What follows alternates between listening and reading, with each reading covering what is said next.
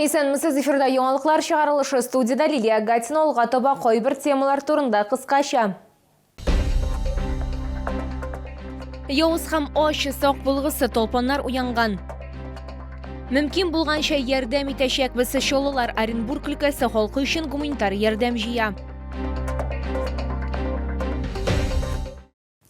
Яуыз һәм ачы кышкы йокыдан соң толпаннар уянган. Шол медицина учреждениеләрендә инде беренче толпан тешләгән пациентларның мөрәҗәгатьләре теркәлә башлаган. Алар куркыныч авыруларны таратучы булырга мөмкин. Шул исәптән толпан энцефалиты да үзеңне ничек сакларга бу турда алдагы материалда сөйләрбез. Инфекционистлар кисәтәләр, толпаннар куркыныч авыру таратучы булырга мөмкин, әмма сакланырга була. Моның өчен вакцинация ясатырга кирәк. Иммунитетын ныгытучылар арасында табиб Рамиз Захидуллин да бар. Узган ел аңа беренче 2 прививка ясалган, бүген ревакцинация. Сейчас, как сообщают в новостях, пишут, в парках, в садах, в городе очень много обнаруживается клещей, плюс в лесу, плюс на даче. И каждый год мы любим выезжать куда-то на природу, за Урал, в горы, ходим пешком, на сплавы, поэтому я решил провакцинироваться, чтобы защитить себя. Бар кешедә риск төркемендә дип кисәтә табиблар, чөнки күпләр урамнарда, паркларда, скверларда йөри, табигатькә бакчаларга чыга. Инфекционист табиб иммунитет турында алдан кайгыртырга киңәш итә. Максимальный иммунитет вырабатывается тогда, когда мы начинаем прививаться осенью. То есть первую прививку, например, сентябрь-октябрь, вторую прививку с интервалом через 2 месяца и последнюю дозу вакцины ввести, например, в апреле-мае следующего года. 3 елдан соң ревакцинацияләнергә кирәк, ләкин толпаннар энцефалитына каршы ашыгыч рәвештә дә прививка ясатырга мөмкин. Мәсәлән, беренче вакцинаны апрельдә ясатып була. Лилия Гатина, Эльмира Гайнетдинова, Сергей Вильданов, яңалыклар. Мөмкин булганча ярдәм итәчәк без Нур яшьләр үзәге базасында су басудан зыян күргән Оренбург өлкәсе халкы өчен гуманитар ярдәм җыю пункты барлыкка килде. Хәзер волонтерлар беренчел кирәк-яракларны җыя. Алар Орскида дамба җимерелү аркасында бөтен нәрсәсен югалткан кешеләргә билгеләнгән. Вот оно все. Наши дрова плавают.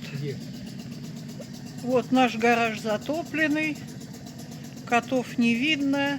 Бу видеоны Оренбург өлкәсе халкы безгә юллады. Йортлар, дача участоклар, гаражлар, мунчалар һәм башка күп нәрсәләр барысы да су астында калган. Алар үзләре дә чак кына котылып кала алганнар. Зыян күрүчеләргә бөтен Россия халкы ярдәм итә. Чолы халкы да читтә калмады.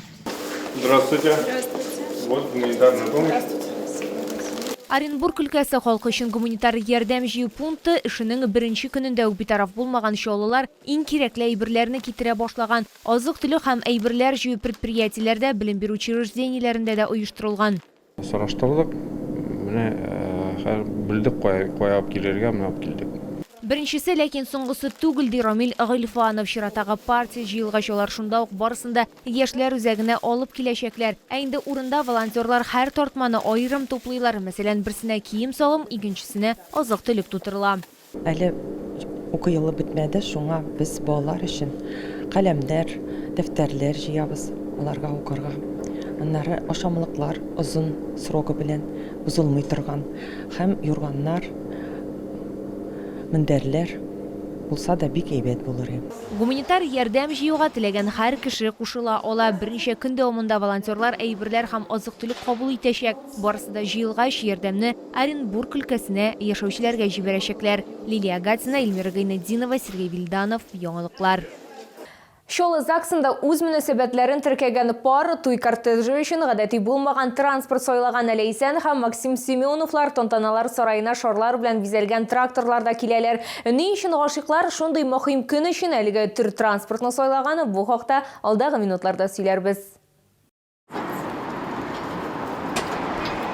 Бу мәхәббәт тарихы клубта танышудан башлана. Яшьләр арасында шунда ук мәхәббәт уты кабына һәм озак уйлап тормастан алар берничә айдан соң мөнәсәбәтләрен законлаштырырга карар итәләр. Ләйсән һәр вакыт иҗади һәм күңелле туй турында хыяллана һәм барысы да тормышка аша. Туй машинасы итеп тракторны сайлау идеясе кәләшкә килә. Гашыйклар өчен бу транспорт түре аларның мөнәсәбәтләренең махсус символы. Аның белән күп кенә истәлекләр бәйле ди яшьләр. Идеально, я это мечту я просто поддержал, но тоже как-то недавно мечтал, уже съездил трактор дашни, вот и как бы интернетта көргәнем бар, бір кітап но вот тоже мечтал, шундай тракторларда подъехать ЗАГСка, ну Ну, не рассчитывал, что мне хватит шундай власик. Тракторист, водитель. Вот, повезло, считай. Никахны тиркеу тантанасы регламент негізінде рәсми тәртипте узан. Хәзер Лейсен һәм Максим Семеновлар гаиләсе булдылар. ЗАГС идарәсе башлыгы Равиля Зарипова сүзләренчә, яшь парлар гаҗәпләндерергә ярата. Парлар велосипедларда, тимер аякларда, янгын сөндерү машинасында, мотоциклларда, КАМАЗда һәм кабриолетта да килгәннәр. Бу елны безнең язылышучы парлар 24 цифрасын бик яраталар. Менә киләсе безнең дата 24 апрель булачак. Һәр заллар безнең уже тулы заявлениелар белән 50дән артык пар язылышырга заявлениелар бирделәр. Ул вакытка якынрак әле ул количество тагында артыр дип көтәбез. 2024 ел Россиядә гаилә елы дип игълан ителде. Шәһәр ЗАГСында билгеләп үтелгәнчә, мөнәсәбәтләрен законлаштырырга теләүчеләр көннән-көн арта бара. Мондый гадәти булмаган туйларда күп булыр дип көтелә. Лилия Гатина, Сергей Вильданов, яңалыклар. Шолда язгы авыл хуҗалыгы ярминкәләре дәвам итә. Һәр шимбә ипподромда, Южный паркында, шулай ук төзүче стадионы янында ярминкәләр эшли. Республиканың төрле районнарыннан фермерлар, умартачылар, сатучылар үз продукцияларын тәкъдим итә. Ассортимент һәм бәяләр турында алдагы материалда. Махияновлар гаиләсе бер генә авыл хуҗалыгы ярминкәсендә калдырмый, аларында чәчәк, карабуда, юкә балы ала. Хаклары 1 литрга 450дән 800 сумга кадәр тәшкил итә. Барысы да бу тәмле ризыкның сортыннан тора. Иң кыйммәтлесе юкә балы. Узган елда суыклар аркасында ул бик әз булды. Юкә чәчәк атканда погода, һава торышының әйбәт булуы кирәк.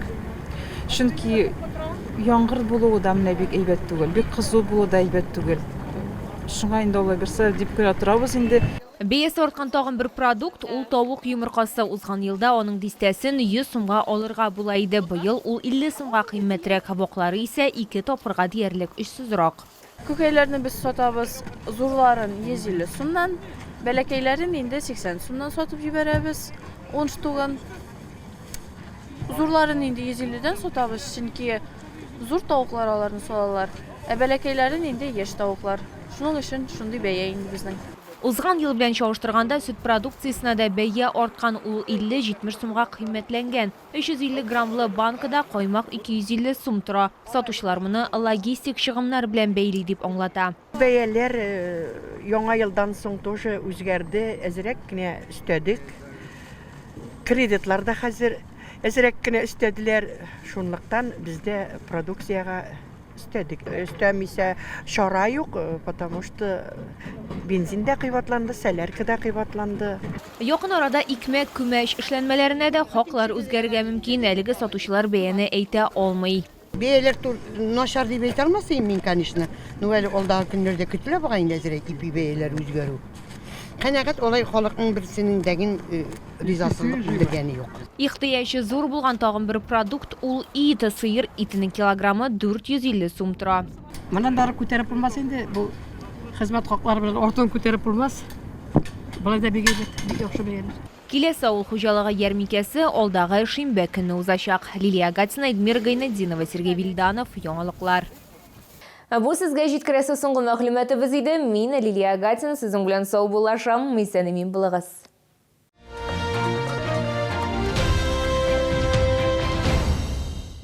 Это свершилось! Камчатские деликатесы в Челнах. Цены от производителя. Чавыча, красная икра, белорыбица. С 15 по 20 апреля. ТЦ на Пушкинской, 45-й комплекс. Планета живых пауков в набережных Челнах. С 5 по 29 апреля в ТЦ «Арзан». Цокольный этаж. Пауки разных видов и расцветки. От самых маленьких до самых больших.